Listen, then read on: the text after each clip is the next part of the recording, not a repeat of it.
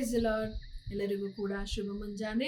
ದೇವರು ಈ ದಿನವನ್ನು ನಮಗೆ ಆಶೀರ್ವದಿಸಿ ಕೊಟ್ಟಿದ್ದಾರೆ. ಅದಕ್ಕಾಗಿ ನಾವು ದೇವರಿಗೆ ಸ್ತೋತ್ರ ಮಾಡುತ್ತಾ ಈ ದಿನವನ್ನ ಪ್ರಾರಂಭ ಮಾಡೋಣ. ಈ ದಿನದ ದೇವರ ವಾಕ್ಯ ಯೋಹಾನನ ಸುವಾರ್ತೆ 14ನೇ ಅಧ್ಯಾಯದ 13ನೆಯ ವಾಕ್ಯದಲ್ಲಿ ಈ ರೀತಿ ನೋಡ್ತೇವೆ. ಇದಲ್ಲದೆ ನೀವು ನನ್ನ ಹೆಸರಿನಲ್ಲಿ ಏನೇನು ಬೇಡಿಕೊಳ್ಳುವಿರೋ ಅದನ್ನು ನೆರವೇರಿಸುವೆನು.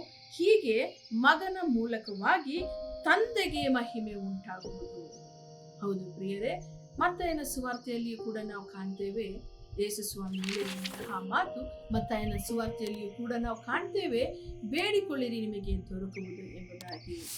ನಾವು ನಮ್ಮ ಪ್ರಾರ್ಥನೆಯಲ್ಲಿ ಏನೇನು ಕಾರ್ಯಗಳನ್ನ ಕೇಳಿಕೊಳ್ಳುತ್ತೇವೆ ಅದರ ಕುರಿತಾಗಿ ನಾವು ಸ್ವಲ್ಪ ಯೋಚಿಸಿ ಪ್ರಾರ್ಥನೆ ಮಾಡಬೇಕಾಗಿರುತ್ತದೆ. ಯಾಕಂದ್ರೆ ಹಲವು ಬಾರಿ ನಾವು ಏನ್ ಮಾಡ್ತೇವೆ ಅಂದ್ರೆ ನಮ್ಮ ಸ್ವಾರ್ಥಕ್ಕಾಗಿ, ನಮ್ಮ ಸ್ವಾರ್ಥದ ಒಂದು ಚಿಂತೆಗಾಗಿ, ಸ್ವಾರ್ಥವುಳ್ಳ ಕಾರ್ಯಗಳಿಗಾಗಿ ನಾವು ದೇವರನ್ನ ಕೇಳಿಕೊಳ್ಳುತ್ತೇವೆ.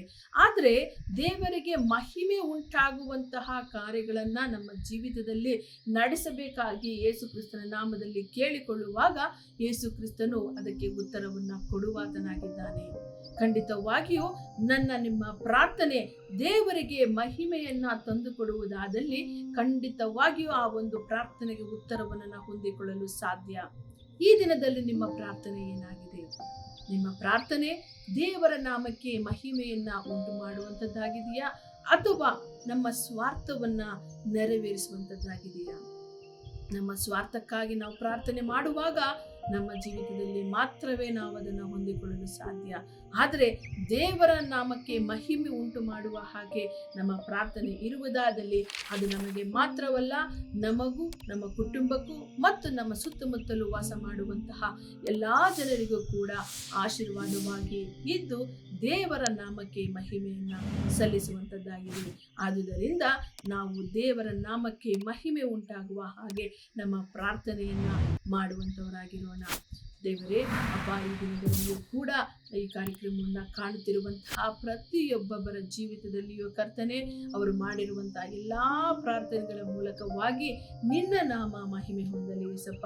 ಯಾವೆಲ್ಲ ಕಾರ್ಯಗಳನ್ನ ನಿನ್ನ ಮುಂದೆ ಇಟ್ಟಿದ್ದಾರೋ ಎಲ್ಲಾ ಕಾರ್ಯಗಳಿಗೂ ಸ್ವಾಮಿ ನೀವು ಉತ್ತರವನ್ನ ನೀಡಿ ಅದರ ಮೂಲಕವಾಗಿ ನಿನ್ನ ನಾಮವು ಕರ್ತನೆ ಮಹಿಮೆ ಹೊಂದಬೇಕಾಗಿ, ಅಷ್ಟು ಮಾತ್ರವಲ್ಲ ಕರ್ತನೆ, ಅದರ ಮೂಲಕವಾಗಿ ನಮ್ಮ ಸುತ್ತಮುತ್ತಲಿರುವಂತಹ ಪ್ರತಿಯೊಬ್ಬೊಬ್ಬರು ಕೂಡ ಆಶೀರ್ವಾದ ಹೊಂದುವ ಹಾಗೆ ಎಲ್ಲರನ್ನ ಆಶೀರ್ವದಿಸಿ ನಡೆಸಬೇಕಾಗಿ ಯೇಸು ಕ್ರಿಸ್ತನ ನಾಮದಲ್ಲಿ ಪ್ರಾರ್ಥಿಸಿ ಬೇಡಿ ಹೊಂದಿದ್ದೇವೆ ಕರ್ತನೆ. ಆಮೆನ್.